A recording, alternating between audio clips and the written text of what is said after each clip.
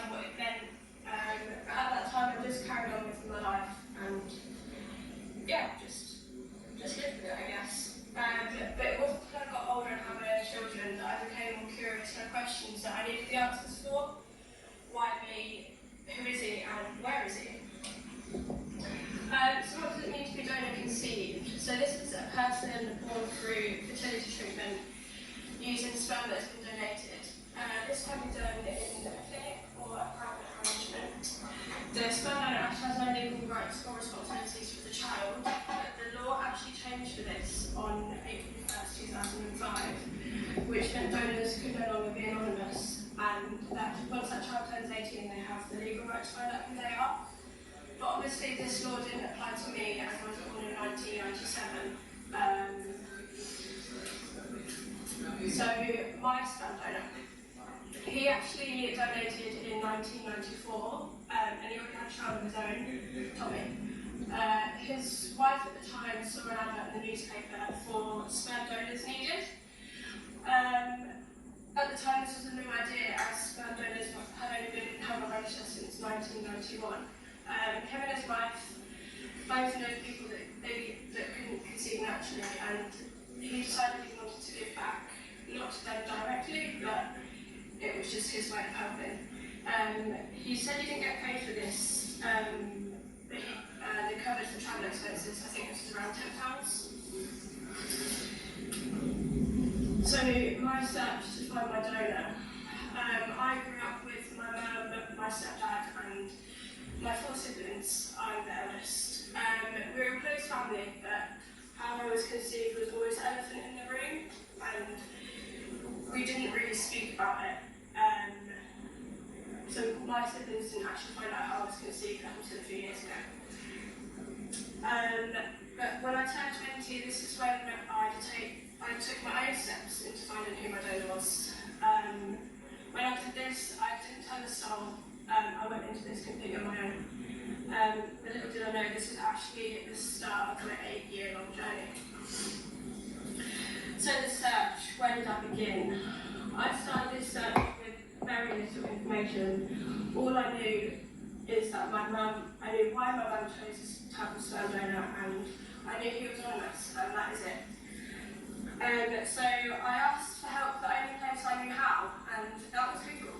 I spent many hours searching, and I joined Facebook groups for people like me who were donor conceived. I didn't get too much information off this, but it was reassuring and made me feel like I wasn't the only one. And then I came across this website, HFEA, Human Fertilisation and Embryology Authority. And on this website, this is where you can go and you can request basic information, even though your sperm donor has chosen to be anonymous. And this is what I tried to do. So on the 13th of December 2019, I received a letter with basic information, and for the first time ever, I actually got an idea of who my dad was.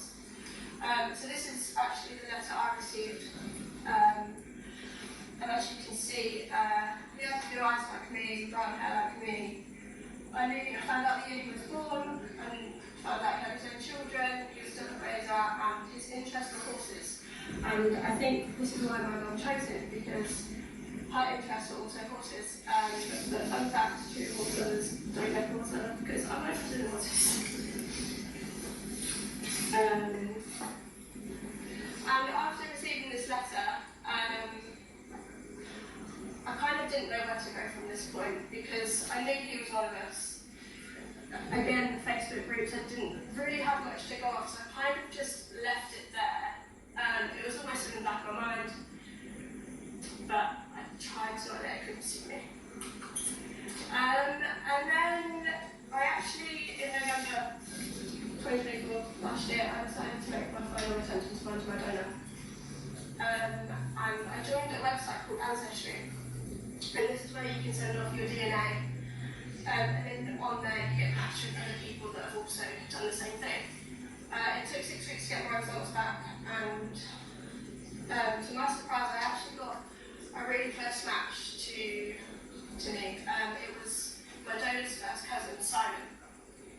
So I know a lot of people go on join Ancestry, and their closest matches are 4th cousins, and you're never going to get too much information from that.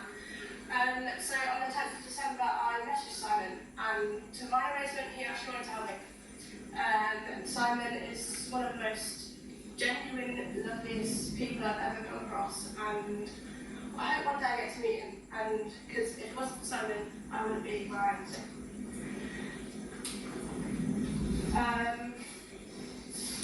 And then, so January 2025, this is the month everything changed. Simon actually contacted my dad, Brian, and they had a few back and forth messages, and then so I forwarded a message from myself to Brian along with a picture, and in this message I just wanted to reiterate to my dad that I wasn't here to tread on anyone's toes. I knew he had his own family, and I fully respected his privacy, and I was just grateful to get this far. But actually, to my amazement, Brian asked Simon for my contact details, and on the 7th of January this year, my dad made contact with me for the first time. He actually sent me a message, and I think I was putting food on the rates, and I missed his message, and then an hour later, he called me, and this number on my phone popped up, and underneath it said Australia, and I knew in that moment that it was my dad, and he was in Australia. And that phone call was about half an hour, and it's one of the most surreal moments in my entire life. He was so lovely, and he said this is a complete shock to him. He never thought that he would be found, but he was so proud of me for finding him. And he told me that actually he was coming back to England at some point this year, and he would like to meet, and he said, would you? And I said, I would love to.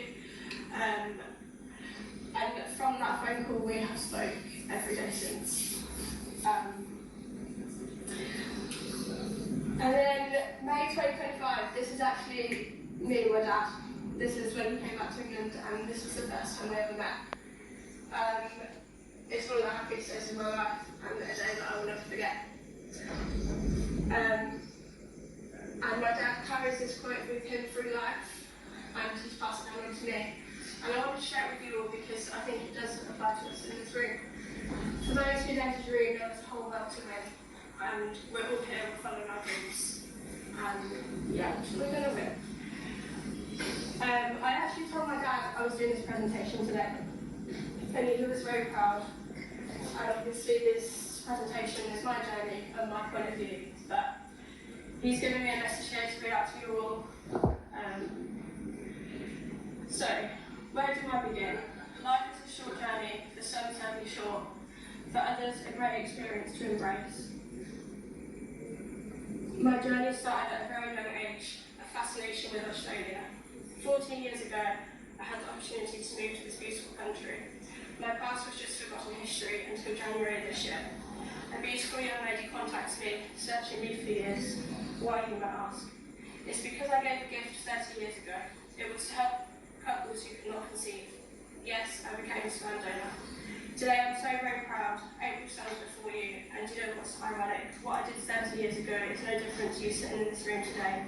You will all be involved in the future of our families. Thank you for listening.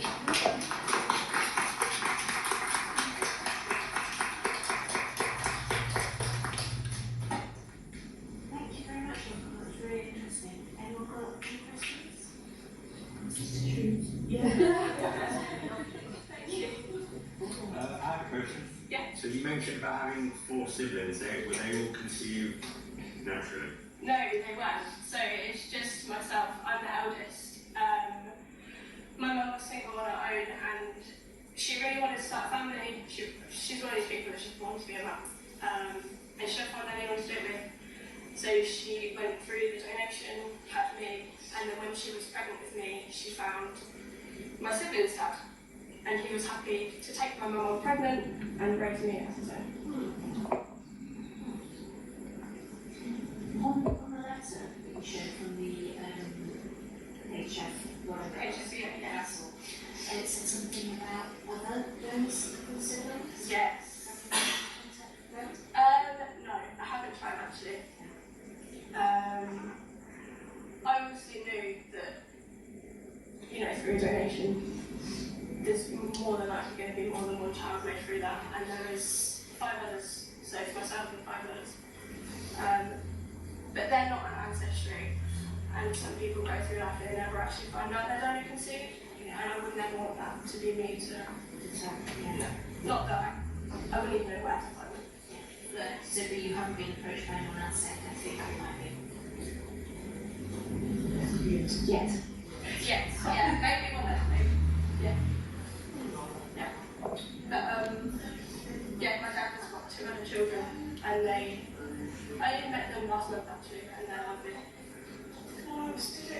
When you found out when you were that age, did it affect you then through your teenage years, knowing that? Yes. Yeah. Yeah.